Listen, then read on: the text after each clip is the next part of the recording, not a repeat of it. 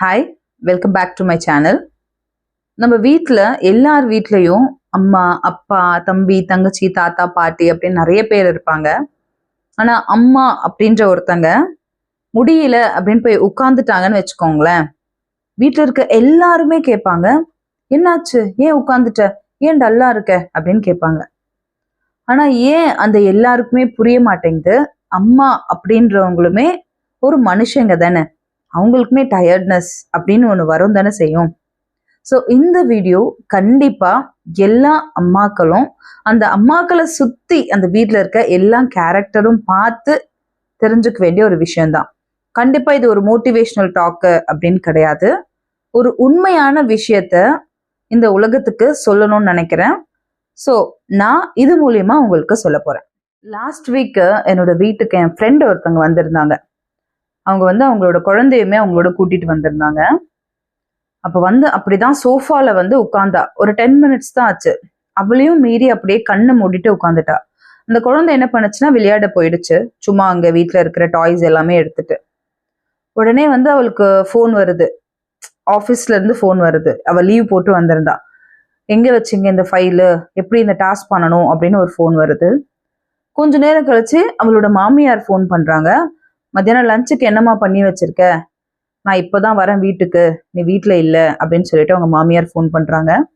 கொஞ்ச நேரத்துலலாம் அவளோட ஹஸ்பண்டுமே ஃபோன் பண்றாரு. பண்ணிட்டு ஏன் நீ வீட்டில் இல்லையா, அம்மா சொல்றாங்க, சரி சாயந்தரம் சீக்கிரமா வந்துடு, ஆமா நீ சொல்லிட்டு போனேன், நான் தான் மறந்துட்டேன் அப்படின்னு சொல்லிட்டு அவங்க ஹஸ்பண்ட் ஏதோ சொல்றாரு. இது எல்லாமே நான் பார்த்துட்டும் கேட்டுட்டும் தான் இருந்தேன். அவ இது எதுக்குமே ரொம்ப ரியாக்ட் பண்ணவே இல்லை. எல்லாத்துக்குமே சரி சரி ஓகே அது மட்டும்தான் அவ வாயிலேருந்து வந்துச்சு. எல்லா ஃபோனையும் பேசி முடிச்சுட்டு கட் பண்ணிட்டு கம்முன்னு உட்காந்துட்டா. நான் போய் அவள் பக்கத்துல தான் உட்காந்தேன். ஜஸ்ட் அவளோட மேல கை வச்சுட்டு, அவளோட தோல் மேல கை வச்சுட்டு அவளை பார்த்தேன். அவள் என்னை பார்த்து ஒரே ஒரு சிரிப்பு மட்டும்தான் சிரிச்சா.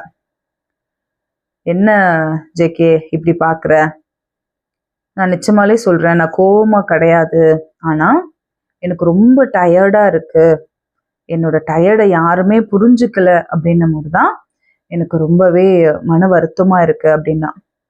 அந்த வார்த்தையானது என்னை ரொம்பவே பாதிச்சிருச்சு. ஏன்னா எல்லாருமே என்ன பண்றோம், ஒரு வகையில அந்த மதர், அந்த விமன் அப்படின்றவங்க டிபெண்ட் பண்றோம். அது எவ்வளோ பெரியவங்களா இருந்தாலுமே சரி. ஆனா அவங்களுக்குமே ஒரு டயர்ட்னஸ் இருக்கும் அப்படின்றது ஏன் புரிஞ்சுக்கவே மாட்டேன்றாங்கன்னு தெரியல. இது ரியலாவே நடந்த ஒரு இன்சிடென்ட். ஏன்னா என்னால அந்த இடத்துல அவளை இப்படி இவ ஹேண்டில் பண்றா, ஆஃபீஸ், வீடு, குழந்தை, ஹஸ்பண்டு, மாமியார் அப்படின்னு எல்லாருமே சுத்தி அவளை மட்டுமே ரிலே பண்ணிட்டு இருந்தாங்க. ஆனா எதுக்குமே முகம் சுழிக்காம அவ சொன்ன வார்த்தை இது மட்டும்தான், எனக்கு யாரு மேலுமே எந்த கோவமே கிடையாது, நான் எல்லாத்தையுமே நான் பண்றேன், ஆனா எனக்கு ரொம்ப டயர்டா இருக்கு, என்னோட டயர்டை யாருமே புரிஞ்சுக்கல அப்படின்னு நினைக்கும் போதுதான் எனக்கு வருத்தமா இருக்கு அப்படின்னு சொன்னான். யோசிக்க வேண்டிய விஷயமா இருக்கு இல்லையா நம்மளுக்கு? யோசிங்க. பொதுவாவே அம்மா அப்படின்றவங்கள வீட்டில் இருக்கிறவங்க எப்படி பார்க்குறாங்கன்னு தெரியுமா? ஒரு ஸ்ட்ராங் விமனா இருக்கணும், சொல்றது எல்லாமே கேட்கணும், ரொம்ப அமைதியா இருக்கணும், பொறுமையா இருக்கணும், முக்கியமான விஷயம் எப்பவுமே அவைலபிளா இருக்கணும் அப்படின்னு நினைப்பாங்க. அதாவது அம்மா அப்படின்றவங்க வீட்டு வேலைகளை செய்யணும், அவங்க வேலைக்கு போகணும், குழந்தைங்களை பார்த்துக்கணும், குழந்தைங்களுக்கு படிப்பு சொல்லித்தரணும், வீட்டில் மற்றவங்களுக்கு ஏதாவது தேவைன்னா அதையும் அவங்க செய்யணும், யாருக்காச்சும் உடம்பு முடியாம போனா இவங்க தான் அவங்கள பார்த்துக்கணும். இந்த மாதிரி நிறைய விஷயங்களை, எல்லா விஷயங்களையும் அம்மா நிக்கணும் அப்படின்னு சொல்லிட்டு நினைப்பாங்க. ஸோ கண்டிப்பா இதுல மெயினான ஒரு உண்மை என்ன இருக்கு தெரியுமா? அம்மா அப்படின்றவங்களும் ஒரு மனுஷங்க தான். அவங்களுக்கும் கண்டிப்பா மற்றவங்க மாதிரி உடம்பு சரியில்லாம போகும், ஒரு தலைவலி வரும், ஒரு 10 நிமிஷம் பிரேக் கிடைக்காதா, ஒரு 2 நாள் எனக்கு ஒரு பிரேக் கிடைக்காதா அப்படின்னு தோணும். கண்டிப்பா அவங்க டயர்டா இருக்காங்க அப்படின்றதுனால அவங்க ஒரு வீக்கு, அவங்களால விஷயங்கள், அதாவது திங்ஸை ஹேண்டில் பண்ண முடியல அப்படின்னு அர்த்தமே கிடையாது. ஜஸ்ட் அவங்க ஒரு மனுஷங்க, அவங்களுக்குமே டயர்ட்னஸ் அப்படின்றது கட்டாயமா இருக்கும். ரொம்ப சிம்பிள், அவ்வளவுதான். ஸோ அந்த மாதிரி இருக்காங்க அப்படின்னா கொஞ்சம் யோசிச்சு பாருங்க, அவங்க எந்த அளவுக்கு டயர்டா இருந்திருந்தா இந்த மாதிரி இருப்பாங்க அப்படின்னு சொல்லிட்டு. நீங்க ஒரு அம்மாவா இந்த வீடியோ பார்த்துட்டு இருக்கீங்க அப்படின்னா உங்களுக்கு நான் சொல்ல வர்றது இதுதான். ஒன்றும் தப்பு இல்லை, நீங்கள் போய் கொஞ்ச நேரம் உட்காந்திங்கன்னா. ஒன்றும் தப்பு இல்லை, இன்னொருத்தர்கிட்ட ஒரு ஹெல்ப் கேட்டிங்கன்னா. ஒன்றும் தப்பு இல்லை, ஒரு 10 நிமிஷம் எனக்கு பிரேக் வேணும் அப்படின்னு கேட்டிங்கன்னா. ஒன்றும் தப்பு இல்லை, எல்லா நாளுமே நான் பர்ஃபெக்டாக தான் இருக்கணும், அப்படிதான் நான் அப்படின்னு நினைக்காம இருக்கிறதுலையும் தப்பே கிடையாது.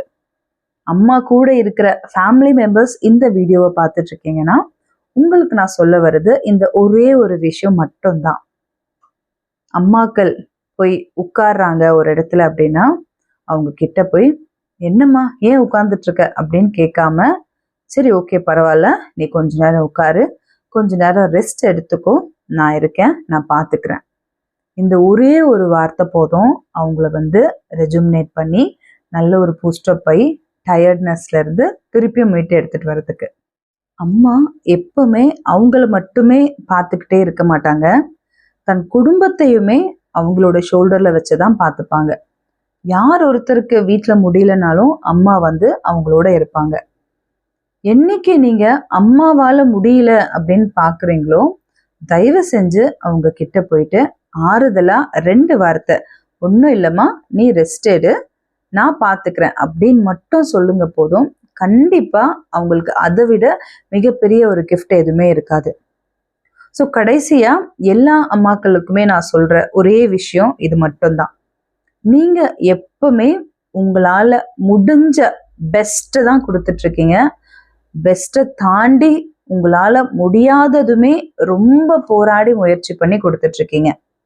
ஸோ கண்டிப்பா உங்களுக்கான ஸ்பேஸ், உங்களுக்கான ப்ரீத்திங் ஸ்பேஸ் அப்படின்றது ரொம்ப ரொம்ப முக்கியம். ஸோ உங்க உடம்ப எல்லாருமே பார்த்துக்கோங்க. உங்களுக்கு டயர்ட் ஆகுது அப்படின்னா தயவு செஞ்சு ரெஸ்ட் எடுங்க.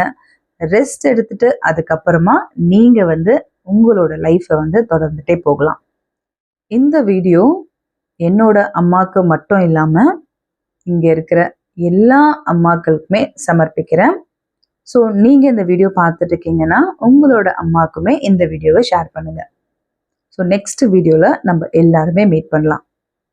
இந்த வீடியோக்கான கமெண்ட்ஸ், லைக் அண்ட் ஷேர் கண்டிப்பா வியூவர்ஸ் கிட்ட இருந்து நான் எதிர்பார்க்கிறேன். நெக்ஸ்ட் வீடியோல சந்திக்கலாம்.